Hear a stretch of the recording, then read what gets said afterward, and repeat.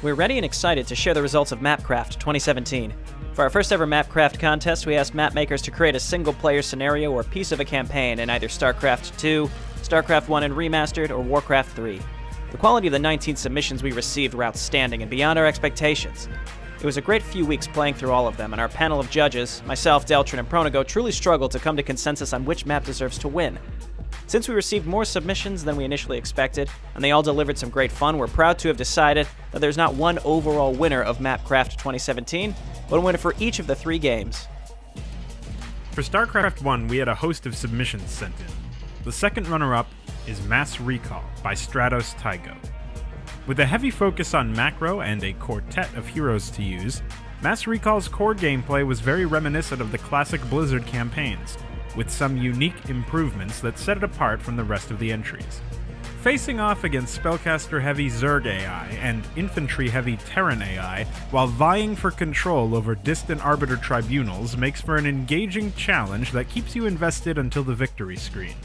And the map itself seemingly serves its purpose as a mission arranged towards the end of a larger campaign. The first runner-up is Siege of Korhal by Necron.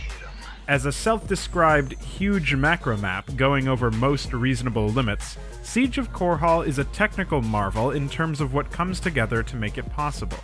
You take control of the Keller Brood, a psionically enhanced brood with powerful abilities on their units to encourage high-level micromanagement, and support the UED during Kerrigan's assault on Korhal in the 4th Brood War Zerg map.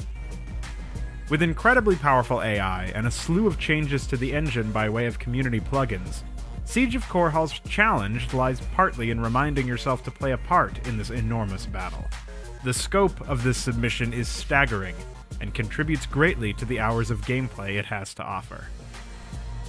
The winning StarCraft 1 entry is both a community favorite and a departure from the typical build and destroy formula. Butane Boss's vaunted submission, Fucking Mental Jim Raynor. Combining absurdist slapstick humor with tense holdout mechanics, FMJR tasks you with controlling 3 separate bases, multiple heroes, and your laughter to defeat the Jim, who has predictably gone mental. Though humorous in premise, FMJR's gameplay is no joke. Balancing the differences between each race in an attempt to kill a single unit doesn't seem like a recipe for greatness, but Butane Boss has made a name for himself precisely because of his unconventional approaches, and the universe is surely better for it. For Warcraft 3, we only had 3 submissions, but they're all a ton of fun to play. The second runner-up is Falling Boulder, created by yet another YouTuber. I really like the idea of an ogre RPG-centric map that is in the same vein as Founding of Durtar, with its terrain direction, optional side paths that the player could take, and quest system. It contained a healthy amount of custom unit data that helped characterize the ogres you played and the other denizens that you came across as you explore the map. I would be very interested to see where yet another YouTuber takes this map in the future, whether making it into a more expansive standalone map or creating a full campaign from it. So the first runner-up is Gladiator, created by Outsider Z. Acting as an addendum to his Lord of the Clans campaign, it is a lore-focused map with several high-quality cutscenes and interesting character building. It works great in context with the rest of the campaign, with it exploring the story of Thrall's days as a slave forced to fight. Outsider Z is meticulous in the work and polish he puts into his maps, and this submission was no exception. Arena fights were unique in the fact there was a little trick for each that the player had to figure out quickly in order to succeed. Outsider Z may never have made this map without MapCraft, but now Lord of the Clans is finally complete. So the winning Warcraft 3 entry is Prison Escape, created by Petabic. This was a challenging dungeon crawler map with 3 interesting heroes, each possessing a wide array of abilities. Inspiration from Cuphead was apparent, specifically with the music and the challenging and engaging boss fights that forced the player to adapt and learn from each encounter. I really liked that you had to think tactically about what abilities to unlock and level up, as well as what items and potions to buy as you progress. These types of player choices add to the replayability of the map, since there are numerous strategies that the player can implement in order to succeed. It's a type of map where you are always eager to see what type of secret you can uncover or what boss awaits you next. Agreeing on a winner for StarCraft 2 was particularly challenging, not only because it had the most submissions, but also because of their extreme variety. There are 3 maps we feel deserve particular recognition leading up to the winner. First is the Cleanup Crew, a charming eclectic map following the style of Masked Imposter's other maps in the past. We felt the custom text, unique boss fight, and Bread Juniors set this one apart, while solidifying a consistent, fun tone of the overall map that does not drag. We all played on different difficulties and agreed that the balance between them was very well done and deserves specific credit for their varying gameplay experiences, while maintaining reasonable forgiveness at all levels, which is important for both replayability and accessibility. Next is The Great Stewardship, a very ambitious entrance into Starcraft 2 mapmaking by iQuare.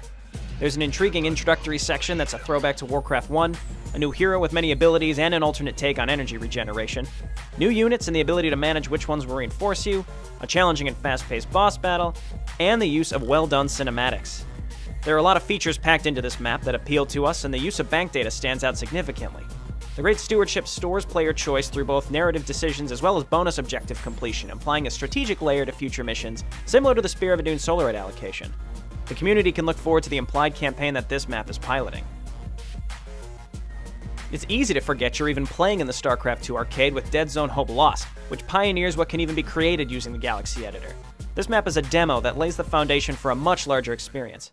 It certainly looks like a standalone game that turns StarCraft 2 into a survival horror RPG. And being an RPG, the crispness of the inventory system really shined to us, with it being both intuitive and smooth. Sporting well-done voice acting, subdued dreary visuals, and sinister ambient audio, all aspects come together to create a creepily immersive atmosphere. This map deserves a huge shout-out for being so incredibly different from the game it was made in, while still being a polished gameplay experience. We're really looking forward to seeing it expanded upon beyond the demo. The winning StarCraft 2 entry is SC Tactics Terran Heroics by Gastu. So many of the submissions really stand out in particular ways, but we feel SC Tactics comes in strong across all categories. The core gameplay is significantly changed from real-time to turn-based strategy. It's very different, yet it retains that seed of familiarity with units behaving about how you would expect per the Terran tech tree, which makes the turn-based nature of the gameplay more intuitive and accessible. The story is also pretty in-depth, but it still has a certain levity to it that supports this standalone scenario-type map well. Ultimately, this arcade map brings hours of replayability by rewarding progress with new units after each mission success, as well as an incentive to revisit completed submaps on the harder difficulties after having unlocked the tech to tackle them. Congratulations again to Gastu, Butane Boss, and Petabic for taking the top spots in their respective games. This brings MapCraft 2017 to a close. Whether you were a mapmaker who submitted a game for the contest or a player who played and gave feedback, we're grateful for everyone's continued passion in the RTS custom mapmaking scene. We look forward to seeing everyone for MapCraft 2018.